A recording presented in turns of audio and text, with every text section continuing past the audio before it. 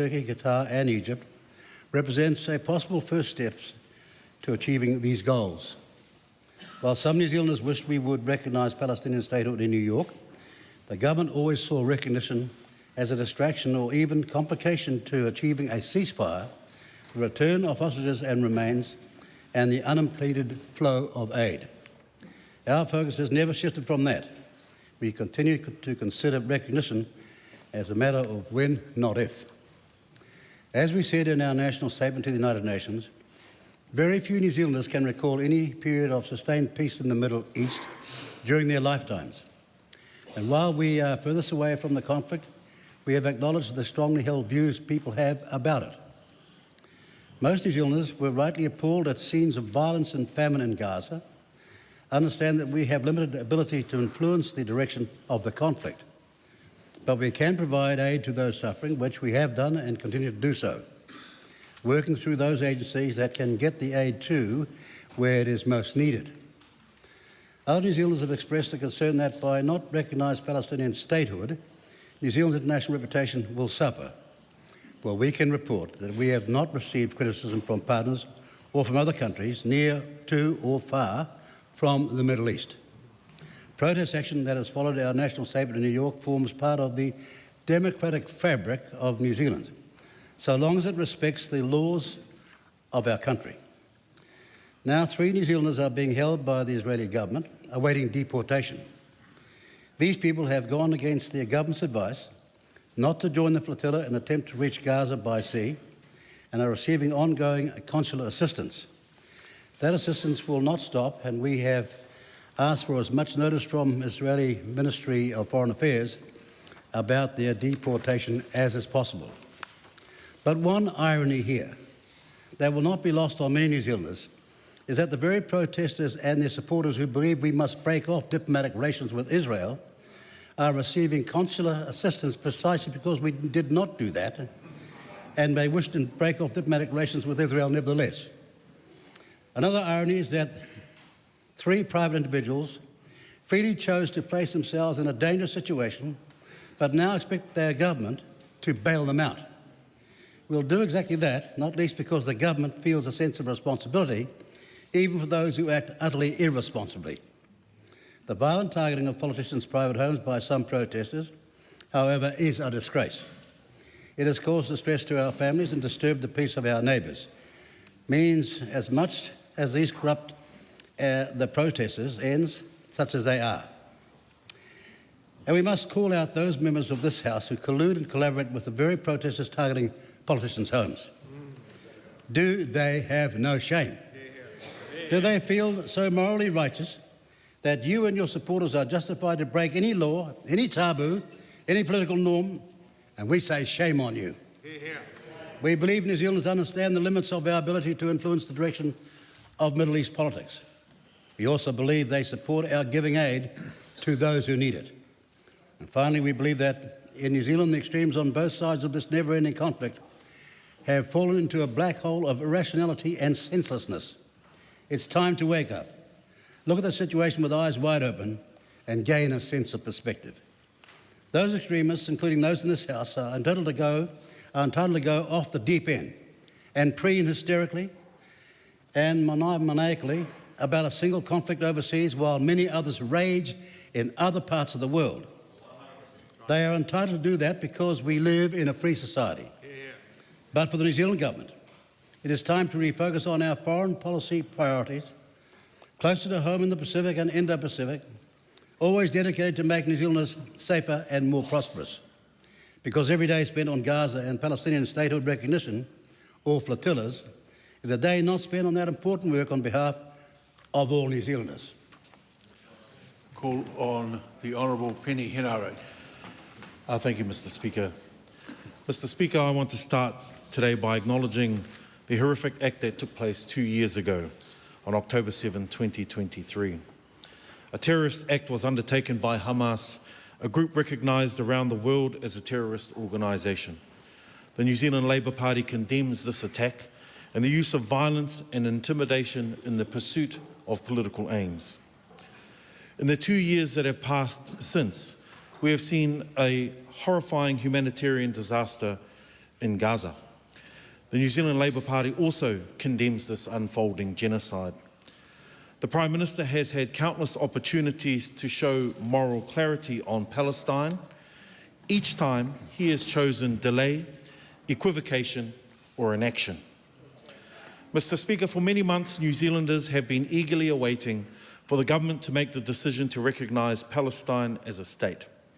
We heard on numerous occasions the push for a two-state solution from this government. For many months the Prime Minister has been lacking the courage to put his foot down, be a leader and recognise the other state in this two-state solution. Member knows that's not an appropriate statement to make. Point of order, the Honourable Chris Hipkins. The ministerial statement made by the Minister of Foreign Affairs also contained very inflammatory attacks on other members of the House. No, it didn't. The Minister set the tone for the debate in his opening remarks. I'm sorry, I'm not accepting that. The ministerial statement was circulated ahead of time. There was no objection to it, and it did not specifically mention any member, as the Honourable Penny Henare just has. Mr. Speaker, for many months the Prime Minister has failed to recognise the other state in this two-state solution. This government talks about process, about considering options, about waiting for the right time. But while the Prime Minister and his government hesitates, countless innocents are being maimed and killed, and families are being driven from their homes. New Zealanders expect their leaders to have courage, to take a stand. It is the belief of the Labour Party that this government lacks that. New Zealand has a proud tradition of standing on the right side of history, opposing apartheid, leading the charge towards a nuclear-free world, opposing the catastrophic war in Iraq, and playing a significant role in establishing the rules-based international order in the aftermath of the Second World War. The Prime Minister has undermined that tradition. It is not leadership to watch atrocities unfold on our screens and say, quote, let's review it again in a month or a year, end quote. It is not leadership to wait for coalition partners to stop squabbling before deciding to do nothing. When history calls, a true leader will answer. On Palestine, the Prime Minister has let the call go unanswered. The decisiveness that has been demonstrated by other countries only reinforces that. This is not just a failure of policy or the choice between recognition and non-recognition. It is a failure of conviction, a failure of principle, and a failure of leadership. When the leadership fails, humanity takes actions into its own hands. The flotilla that has been intercepted in recent days is an example of this. Israel's treatment of humanitarian flotillas has been heavy-handed and unlawful. The government must stand up for its people and demand their safety without hesitation.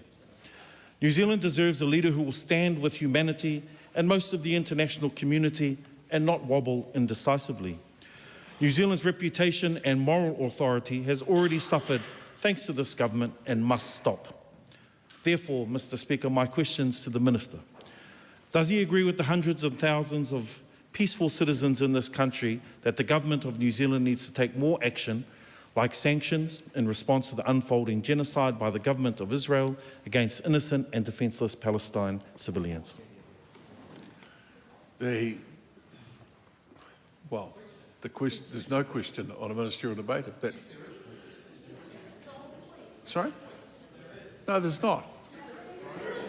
Mr. Speaker. I'll take advice. Mr. Speaker, to help out, the standing orders were changed about 3 parliaments ago so that a ministerial statement can be followed by questions. As the first minister ever to face one of those things, I can say that this is absolutely now an integral part of a ministerial statement process.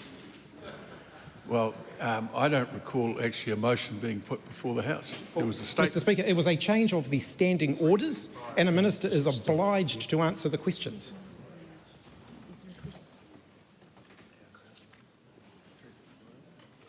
Yeah, I am correct. There's no question before the House, but there is a question and answer format. And members can ask questions and have answers to those questions in their 5-minute call. At the moment, there's no one seeking a call. Standing Order 365 1 says, following a ministerial statement, the leader of each party, which of course is able to be delegated to other members, or authorised leader may comment on the ministerial statement, ask questions of the minister who made the ministerial statement to elucidate more information about that. That's right. No question about that, but someone hasn't done that. You asked me if there's no motion. If the member's got another 1.2 minutes, a minute and 12 seconds to go and he's got a question, he can ask it. Yeah. Thank you, I'm Mr. sorry. Speaker. I'm sorry. I'll ask my question again. Ask your question again, sorry. Please, to the Minister. Does he agree with the hundreds of thousands of peaceful citizens in this country that the Government of New Zealand needs to take more action, like sanctions, in response to the unfolding genocide by the Government of Israel against innocent and defenceless Palestine civilians? The Right Honourable Winston Peters. Now, what's fascinating about that question is that there was a poll where 60% of New Zealanders did not express support for recognition. It was almost as though that majority is of no moment. 60% did not express it. And it was followed up by a stuff poll that said 55-45 against recognition, until it was distorted by people voting countless times. So to make the statement that New Zealanders in the majority are for recognition is demonstrably, numerically, wrong. Mr. Speaker, further to the Minister, does the Minister agree that New Zealand was put on notice in 2024 by the International Court of Justice that it had legal obligation to prevent genocide in Gaza, that is not necessary for a definitive determination on genocide to be made before action is taken, and what actions has the government taken to prevent genocide in Gaza? Point of order. Point of order, the Honourable Shane Jones. Following on from the Leader of the Opposition, Standing Order 365 1B. That question does not elucidate anything to do with this ministerial statement. It traverses issues to do with the International Court of Justice, which was not referred to by the member. I think given that it's in the nature of the ministerial statements have become now in the nature of a debate where questions can be asked, to suggest that in a debate or a ministerial statement about the government position on Palestine there couldn't be some reference to other views on it would be, I think, quite wrong. The question can stand. The Right Honourable Winston Peters. The reality is, again, that is a misstatement of the actual facts here. But here's the point, really. Helen Clark had 9 years to recognise Palestine. That's right. She didn't. Jacinda Ardern had 5 years to recognise Palestine. She didn't. Mr Hipkins had a year to recognise Palestine, and he didn't. We are sick of people who are lions in opposition and lambs in government. Mr. Speaker, to the Minister, what does the Minister believe constitutes the New Zealand Government's duty to prevent genocide under the Genocide Convention, and what actions has New Zealand not taken on the matter in Gaza? The reality is there has been no International Court of Justice ruling to that effect. Or does he think that we should just ignore the International Court of Justice and just come to our own interpretation, legally qualified or otherwise? Mr. Speaker, to the Minister, at the time the Minister made his speech to the UN General Assembly, was New Zealand aware, or did New Zealand have any involvement in the peace plan proposed by the US President Donald Trump? The truthful answer to that is no, excepting we did say at the end of the speech that we hoped that there was time for countries with influence to step up. And we are very much encouraged by all those Middle Eastern countries, all the way to Indonesia, where the President made a superb speech, and everyone had a different view, but a superb speech at the United Nations, which saw that they believe there's a chance now for peace to work. Why aren't people here celebrating that? Mr. Speaker, to the Minister, is the expectation that the peace plan as proposed by the United States must be fully implemented before this government will recognise Palestine as a state? Miles away from the state. Well, again, the primary answer to the question began with the criteria from the Montevideo Convention about recognition. That has not been satisfied. There are fundamental things here that other countries might have changed because of enormous pressure back home. But other countries, and New Zealand was one of them, that asked this of them. Oh yes, So what happens tomorrow after you make that decision? That's right. What changes? And so we were making a speech at the United Nations where all this recognition changed nothing until Trump, alongside Saudi Arabia and others, got together a peace plan, and we hope it works. Call on the Honourable Marama Davidson. Thank you, Mr. Speaker. I want to address the humanity of every person who was killed by the terrorist violence on October 7. I want to understand and recognise and put in the middle of this House their loved ones, the pain that they suffered as a result of that violence, and that we must, all of us, condemn that violence, and that we must also, all of us, humanise every single person, every civilian who has been lost to violence and who has been lost to genocide. That is all it requires of us, to uphold the humanity of the death of ones that we love. And surely that is something that we must continue to ask of every single MP in this House for every single innocent civilian lost life in the genocide and the war that has been not just since October 7, but in fact for decades and decades and decades of oppression by Israel. So, Mr. Speaker, having recognised that, I do want to pick up on the ministerial statement. And let us be clear that recognising Palestinian statehood, the likes of which the Green Party put forward a motion to propose exactly that in 2021, that was opposed by National and ACT MPs, that is an important part of being very clear that Israel must not be rewarded for its genocide. The minister in his speech spoke about not recognising Palestine in fear of not rewarding the actions of Hamas.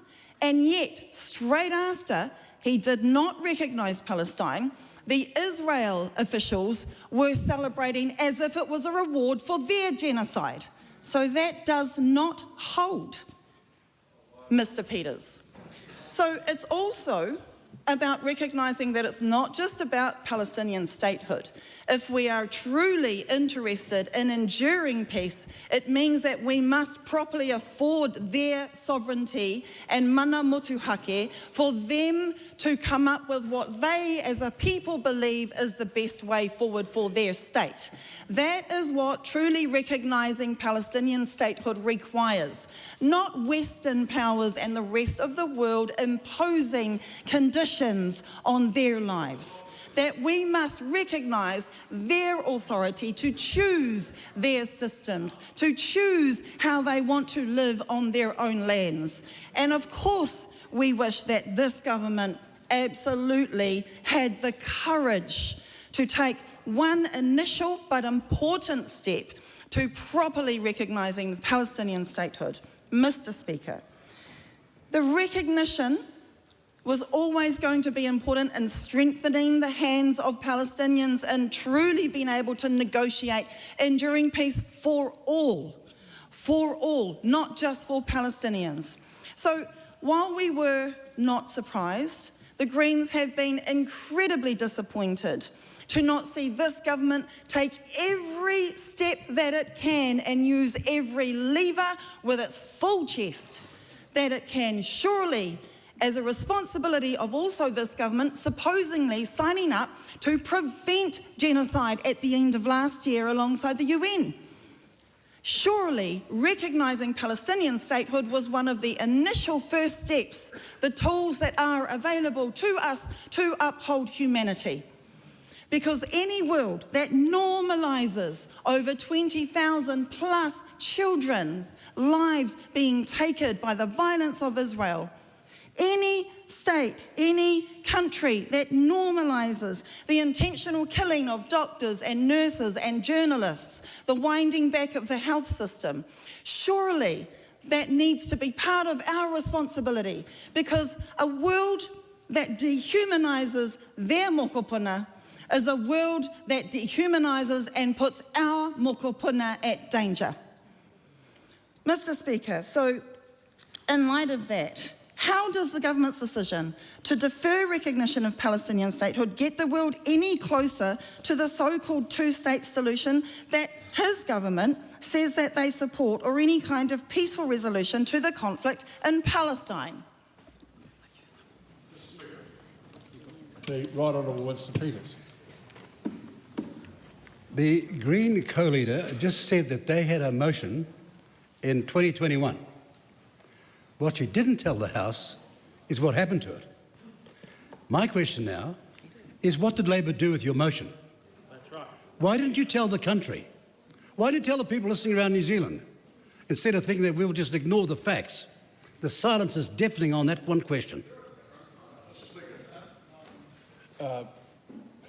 Mark Cameron. Thank you, Mr. Speaker. I rise on behalf of ACT in support of the ministerial statement by the Right Honourable Winston Peters. New Zealand's decision not to recognise a Palestinian state at this time is the right one, and ACT supports it. Recognition should be based on clear, democratic principles, not just political pressure or symbolism. A state must have a legitimate, accountable government, respect for the rule of law, and a commitment to peace. That's not the case today. With the Palestinian territories divided and part of it controlled by Hamas, a terrorist organisation that rejects democracy and has committed horrific violence. Today, we also recognise the anniversary of the brutal and abhorrent October 7 attacks by Hamas on innocent Israeli citizens. ACT believes our foreign policy should reflect our values: freedom, democracy and human rights, not reward those who oppose them. Peace, of course, will come only through direct negotiation between two democratic partners willing to coexist, not through declarations that ignore reality. Mr. Speaker, we live in a world where democracy is in a state of peril. It is in a state of functional decline around the world. Some will say I am being hyperbolic, that I am exaggerating, that these are my thoughts. This is not true, I assure you, Mr. Speaker. The Freedom House Index, an internationally recognised index, measures democratic process around the world. It has democracies in 19 years of consistent freefall, where now autocratic regimes are more plentiful than democracies that we support, more plentiful than countries that foster and use democratic process. We are so damnably lucky in this country to have a democratic system here in New Zealand, and it must be preserved at all costs. It must be celebrated. Violence is not the answer to the objective nature of debate.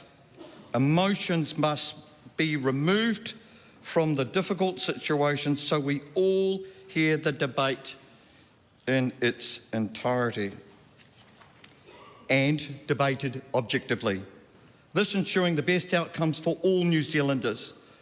The moment violence enters, democracy is lost from all of us. We must all stand against this moral decline wherever it happens and preserve this wonderful reality. These are core tenets to all of us: the freedom of speech, self-determination, and of all things, property rights. To embrace these values, Mr. Speaker, we become a country, they laugh. I find that odd. They find that of unlimited potential. The alternatives don't be thinking about, and I want to thank the House for its time today. Democracy for everyone. Tēnā koe te pika. Are you seeking leave? Yes. I would like to seek leave from the House to speak to the Minister's statement on behalf of Te Pāti Māori. Leave is sought. Is there any objection to that course of action? There appears to be none. We agree with the Minister in that Palestinians have paid disproportionate price. We also lament for all of those families, for all of those innocent civilians that have to endure through this violence. Specifically today, we're noting the anniversary, and we lament for all of those families that have had to figure out how to move beyond this trauma that they're watching politicians throughout the world debate and have very strong opinions, right or wrong. But this didn't start on the 7th of October. And I think we have to remind ourselves what happened 75 years ago when Palestinian land was taken, when houses were destroyed, when people were displaced, and in fact, their self-determination, their mana motahaki, was denied. We had an opportunity to show who we are as the heart of a nation. We personally would have liked to have seen the Minister acknowledge the state of Palestine. For us, it was about acknowledging not only those disproportionately who are experiencing genocide, but it would show goodwill towards finding the peaceful solution. To imply that there hasn't been anything before the 7th of October denies, as we heard earlier, the decades of occupation, of apartheid, and human suffering. Because at the end of the day, this is our opportunity to show which side of history we are when it comes to being and using our influence on the right side of humanity. We have every day seen the occupation and what an open-air prison has reduced humans to. We see the bombing of refugee camps. We see the killing, the targeted killing of media. We see the targeted killing of those who are trying to say the stories. We see children buried under rubble. We see blockades denying food and water. And I guess if we don't accept that, then we are pretending as human beings that everything else that happened before the 7th of October and continues to happen is okay. And it's not. The fact is, if this was any other race than Palestine, I'm not sure that we would be having this kind of debate. And that doesn't sit well in our puku. Our question has to be, the flotilla's goal was to deliver desperately needed aid, and the Minister has talked about the need for aid in his speech. And what we have to say is that condemning the flotilla is then condemning any efforts that we're trying to humanly do to get aid into a nation of people who are enduring the most inhumane suffering disproportionately. Disproportionately. Disproportionately. And we acknowledge the 3 New Zealanders who are detained by Israel after being illegally intercepted in international waters because they had the courage to actually do what this government doesn't. We have to show our mokopuna and our children that we were trying to do something about genocide, much more than this government was prepared. Our questions are therefore to the Minister. In your statement, in the Minister's statement, you say that there was little influence that we have in our government. So my question is, how would the Minister know how little influence we have when our government has refused to take any action against Israel for the genocide they are committing in Palestine? Mr. Speaker, there's a statement made there about genocide not authorised, supported, precedented by any international court whatsoever, but they make the statement anyway. And sadly, that's been far too often the case on this very, very sad issue. I might say in Myanmar you've got millions and millions. In Sudan we've got probably 33 million starving, suffering. Is it because they're black you don't care or what? But no, it's always on this issue. My next question is, in what way would recognising Palestinian statehood complicate achieving a ceasefire? Well, here's the reality. There are clear guidelines set out in the 1990s Montevideo Convention on recognition were just not met.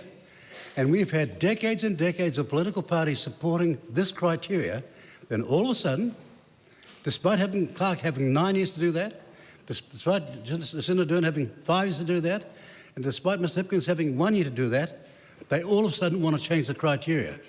Now, that doesn't bespeak surely to the ethics and morality of their argument. But here's the point. You've got these Muslim countries, Saudi Arabia, Jordan, United Arab Emirates, Indonesia, Pakistan, Turkey, Qatar and Egypt, all seeking to work with the American-led peace plan to get a solution. And I've never heard one word from these people saying, and we hope they succeed. Does that tell you something? The silence is deafening on the question of hypocrisy here. My next question is to the ministers. How can it be true that we have little to no influence over the genocide in Gaza, yet our recognition of Palestine as a state could also distract from and complicate a ceasefire? Isn't it amazing? You've got countries like Saudi Arabia setting out criteria which they've never accepted, that Hamas must go, they must lay down their arms and leave the country. You've got the Arab people next door to them, strictest rules possible, because they know there's no possible peace with Hamas still there. And here you've got sympathisers trying to make a defence today in this House. My next question is, what actions is Aotearoa taking to ensure that aid reaches Gaza and to ensure a ceasefire is achieved in line with the goals the Minister has just stated? Where's that place? Well, I'm pleased to say that when we dealt with the UN food programme and this marvellous lady, Senator McCain's widow, on their food programme and many others as well, they were aware of a country called New Zealand, not one that's just been made up over here. And might I say, on the so-called aid programme, the flotilla was offered by the Italian government a military ship to take all of their so-called aid on those boats and to make sure they got to the destination. Guess what? They refused it. They refused it because they're virtual signals. They are performative. They aren't real. They're on a showboat. My next question is, does he commend the flotilla for trying to deliver aid to Gaza when he has consistently called for the unimpeded flow of vital aid to Gaza? Well, the flotilla, as a member of the Green Party found out a number of years ago, was never going to make it. They were told that. They were told that by the New Zealand government, but they left anyway so that some people could perform and carry on and say things like this: we are being starved. And the next announcement was, we're on a hunger strike. They want nachos. I mean, I expect people over there to have the maturity to see through people like that. My last question to the Minister. From the foreign affairs policy perspective for this government, is what the USA and Israel want more important than what New Zealanders want to see in their foreign policy? Well, look, you can't argue with success, and we're hoping there is success with the American-led plan. It's backed by far-sighted people, people I'd recommend, if you've got a chance, to listen to the President of Indonesia and his speech. It was something to listen to. And there are countries, massive populations of Islamic or Muslim people, with a different view to what I'm hearing in this House. That's the sad part about it. We might be a long way away, but there's no reason for us to be blind to the facts. Point of order, Simon Court. Mr Speaker, I just want to raise a matter that has come up a number of times over the past few years in relation to debates on Israel and Palestine, and that is this allegation of genocide, which is made repeatedly in this House by members of the opposition, and which I'm concerned might lead to violence against Jews in New Zealand. I've had members of the Jewish community express to me their concern that continuing to use this term in the House does raise the fear they have that violence might be used against them. So, Mr Speaker, I'd like you to consider, and I'm not intending to debate the other members, but I'd just like you to consider, in upholding the reputation of this House, whether it denigrates this House to spread such damaging information, such allegations as genocide against a people in a country. So, Mr Speaker, I'd like you to consider that.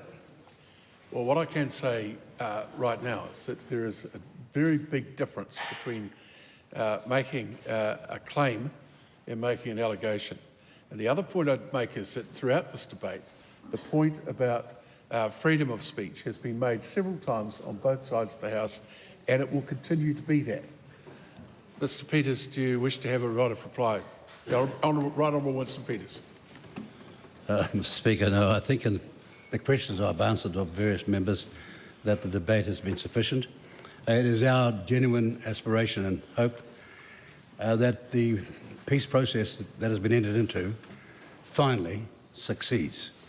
That's the government's position. Members, I've received a letter from the Right Honourable Chris Hipkins seeking to debate Under Standing Order 399, the government decision to not recognise a state of Palestine. This is a particular case of recent occurrence for which there is ministerial responsibility. However, the House has just spent a considerable period of time following the ministerial statement by the Right Honourable Winston Peters considering these matters. I therefore decline the application.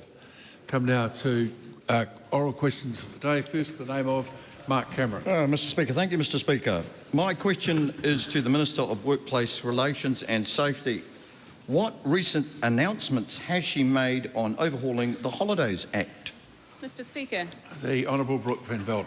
The government has agreed that patchwork fixes to the Holidays Act won't do. What we need is a complete overhaul. The Holidays Act will be repealed and replaced with a simpler, more workable alternative, what will be known as the Employment Leave Bill. The new legislation will be based on hours-based accrual, something I know businesses have been asking for a long time now. Employers will finally have certainty with straightforward rules they can apply, and workers will be able to understand their entitlements.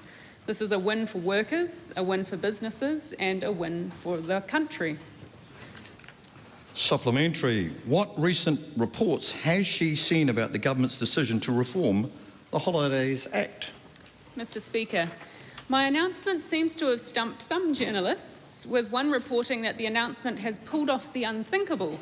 An ACT MP unveiling a policy that is relatively broad appeal from businesses to some parts of the unions. The Employers and Manufacturers Association said it's great to finally see a government follow through with a system based on simplicity, and the New Zealand Council of Trade Unions has welcomed changes to the Holidays Act that will provide sick, bereavement and family violence leave from day one of employment, remove the unfairness for those returning from parental leave, increase casual loading and provide for pay statements. Supplementary. How will the public benefit from the changes to the Holidays Act that have been announced? Mr. Speaker, all workers, businesses and their families will benefit from leave payments being simpler and more predictable, with greater transparency and certainty. However, I do want to talk about one change in particular. The government's reforms recognise the unique challenges faced by families returning to work after parental leave. Parents returning from parental leave will now be better supported with their annual leave paid out at the same rate regardless of when they take it. This change will ensure that new parents aren't financially disadvantaged when taking time off to care for their families. Question number 2, the Right Honourable Chris Hipkins. Thank you, Mr. Speaker. To the Prime Minister, does he stand by all of his government statements and actions? The Right Honourable Prime Minister. Yes. Supplementary question. When he said, if you want a job, you go where the jobs are, I encourage anyone to do what it takes to get a job, did he mean go to Australia? No, but I just say to that member who raises that issue regularly is that if when Kiwis leave and go to Australia, what do? They go to oil and mining, they go to gas, they do a bunch of things over there that he's refused to create opportunities for them here at home. That's why we're very happy to support quarrying, mining, oil and gas. Reverse the decision. Supplementary question. So when he launched a tourism campaign saying everyone must go, was he meaning the New Zealanders who can't find work under his leadership should just give up and go to Australia as 200... The House will settle when a question's being asked. There is no commentary